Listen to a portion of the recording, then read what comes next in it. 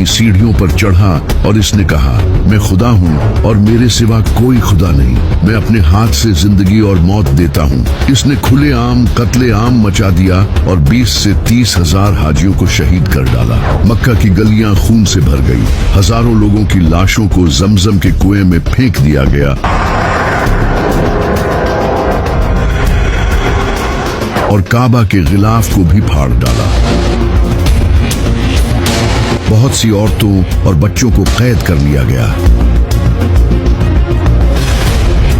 इसके बाद इन लोगों ने हजरे अस्वद को भी चुरा लिया और इसे अरब के ईस्टर्न इलाकों में ले गए। वहां बैठकर वो मुसलमानों का मजाक उड़ाने लगे कि हमने तुम्हारा अजीज पत्थर चुरा लिया है, अब तुम्हारा रब कहाँ है।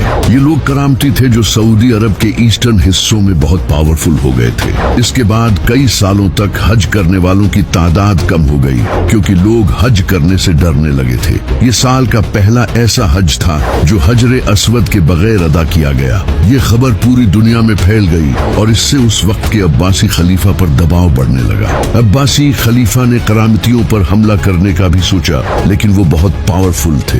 ये देखकर अब्बासी खलीफा पीछे हट गया और इसने इनसे नेगोशिएशंस का सोचा। इसने इनको पैसा भी ऑफर किया, लेकिन वो नहीं माने। यूं लगातार 22 साल तक हजरे अस्वद काबा से गायब रहा। आखिरकार 22 साल बाद करामती कमजोर पड़ गए क्योंकि इनकी अपनी आपस में लड़ाइयां शुरू हो गई थी।